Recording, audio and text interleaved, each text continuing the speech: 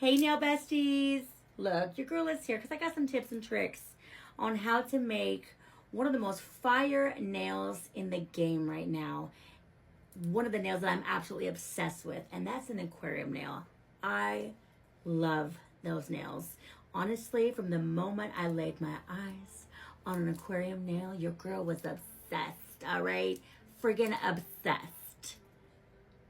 Anywho, let me just tell you what I use to make it just go a little bit smoother. You don't have to use what I use, but I just think that when I use these things, it goes a lot smoother than it could.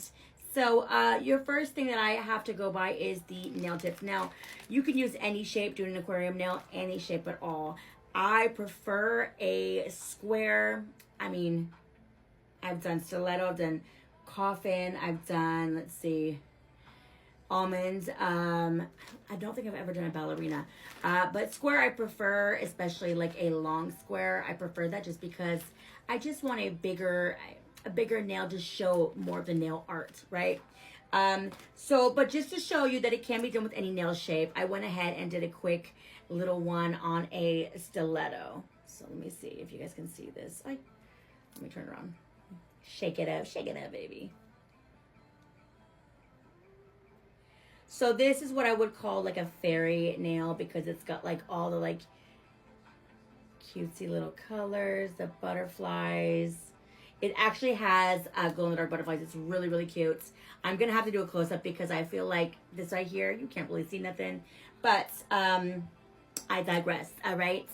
So the nail tips that I really like, I actually just got at one of the nail spots that I have been dying to go to for forever. From the moment I started going to Cali for nail stuff and just visiting Cali, I was like, I need to go to the nail lab. The nail lab, let me tell you about the nail lab. It's based in Los Angeles, all right? And it has such an amazing store. The people are super, super nice. And the amount of nail supplies, my gosh, all right? I could be there all friggin' day. I'm not even joking, all day, all right? But I couldn't because I had my hubby and my baby, and they was like, you know, they was getting a little irritated because I was taking forever. But the first thing that I saw when I got there, I was obsessed. I might have gotten a couple bags. But these are from the Nail Lab, and these are the, what are these? They are the Super Extreme T-Square. So they're long. Let me see if I got one here. This is how they came out like this. So look at that base. I mean, come on. The amount of glitter and goodies you could put in this bad boy. Hello, right? The second thing that you need is something like some type of like plastic backing like this. You can even honestly do it with a Ziploc baggie, and that's what you're going to lay down the nail on top of once you make your little mix. The mix that I like to make in order to get that backing on the nail is I actually like to mix builder gel and top coat. That's what I like. And that's how you're going to get your... That's how you're going to get the back of that nail. See? You guys can see that. Like so. The one thing that I like to use, though, when I'm feeling the bottom. So I don't know if you guys can see this. Let me see. Hold on. Can you guys see that bottom? I filled it actually with clear acrylic. Now, everybody has their preference. There's a lot of people that like to do polygel, gel, top coat, everything. I prefer to use clear acrylic. Just like so. Pop a tiny bit in the bottom. I like to make sure that my bead is pretty dry, though. That way it's not running all over the dang nail, okay? Because we don't need that. Now, one key thing that I will say, and before you even start doing the backing on this, is making sure that you are buffing the whole edge of that whole nail. Because what have we learned, guys? Shiny does not stick to shiny, okay? So you need to rough up that little nail right around the edge of it, okay? Like so. And then it's ready for the backing. Also, the thing that I do like to use when I'm putting in the liquid into that aquarium nail is some syringes. Now, most of the stuff today that I'm showing you is going to be linked in my Amazon storefront. Some won't be, but I will go ahead and find some stuff that are pretty similar to that. These are just 1 ml syringes off of Amazon. They're very cost effective. I think they were like $6 or $7, so they weren't bad. And that is what I do. I also use So I like to use these for my mixture, but I also like to put none other than baby oil. Now, when I first did the aquarium nail, I actually did cuticle oil.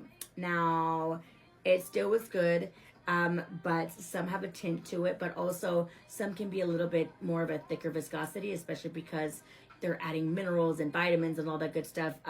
With this, I mean, come on. We all know. Hello, look at that. Look at that movement in that baby oil. Okay? So this is where it's at. And guess what?